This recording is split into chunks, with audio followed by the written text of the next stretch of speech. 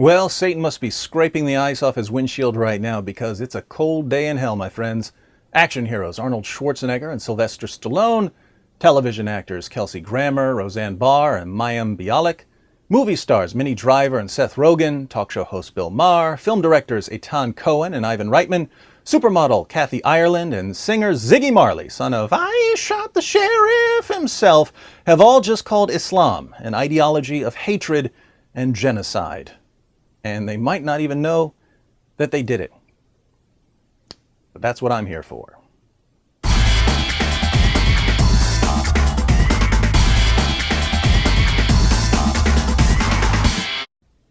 The moral reasoning center of the human brain has a tendency to reverse polarity whenever the words Islam, Muhammad, or Quran are mentioned, especially if the brain in question happens to be located inside the head of someone in Hollywood.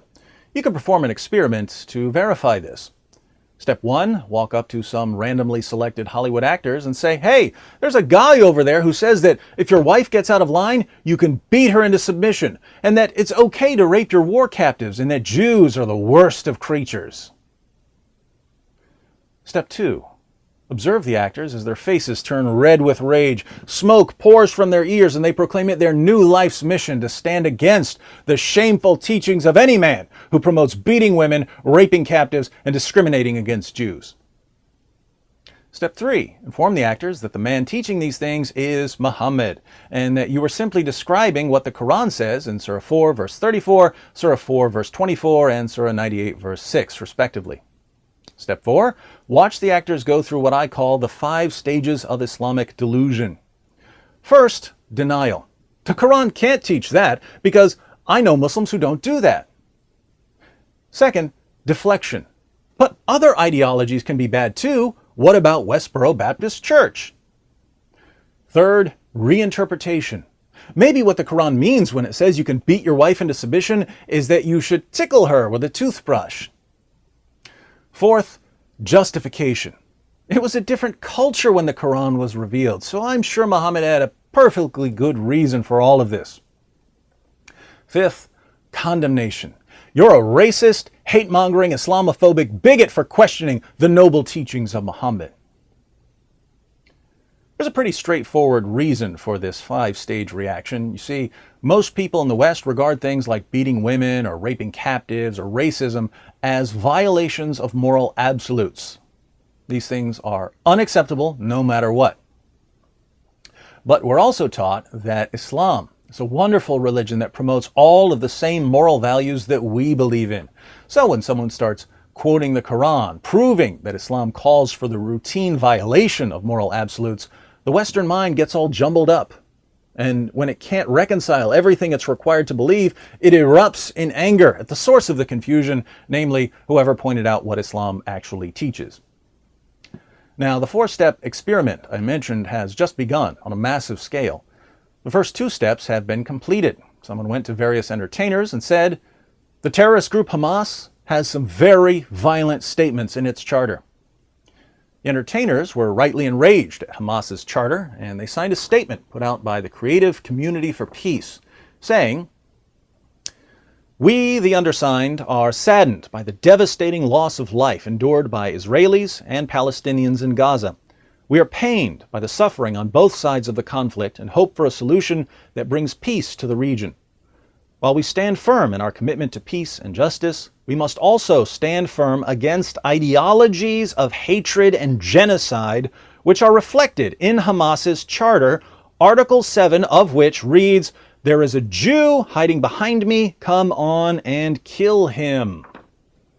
There is a Jew hiding behind me, come on and kill him. This is the example the Creative Community for Peace gives of an ideology of hatred and genocide. But where did this statement come from? Did Hamas invent it?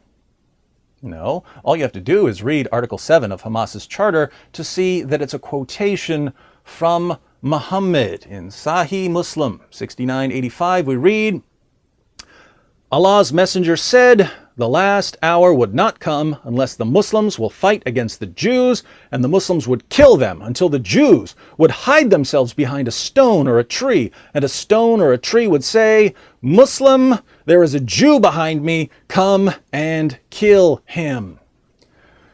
According to Muhammad, the messenger of Allah, the last hour, the final judgment, won't come until Muslims slaughter Jews on an epic scale. Muhammad's message to his followers was, you want your virgins? Start killing Jews. But Muhammad, what if they hide? Don't worry, nature itself hates Jews. The rocks and trees will help you kill them. If anything qualifies as an ideology of hatred and genocide, this does. But the Hollywood community usually only accepts mindless conformity to the dogma that Islam is a religion of peace and tolerance. So even though actors and directors and musicians can recognize that an ideology promotes genocide when it's attributed to Hamas, it's going to be much more difficult for them to recognize that the exact same ideology is genocidal when it comes from Muhammad. So now, with this video, we're moving on to step 3 of our social experiment. We tell the actors that the ideology they just condemned when they heard it was being promoted by Hamas is a tenet of Islam itself. People who signed the document, and there are already around 200, will either be consistent and say, well, if Islam teaches these things, then Islam is an ideology of hatred and genocide. Or they'll enter the 5 stages of Islamic delusion: denial, deflection, reinterpretation, justification, and condemnation. If they take the latter route, I'll once again be labeled a bigot and an Islamophobe for pointing out the obvious, namely that people immediately recognize how violent Muhammad's teachings are as long as they don't know that they're Muhammad's teachings. Based on experience, I suspect that Hollywood will choose the path of delusion. But who knows? Maybe Rambo and the Terminator and Frasier and Amy Farrah Fowler will surprise us.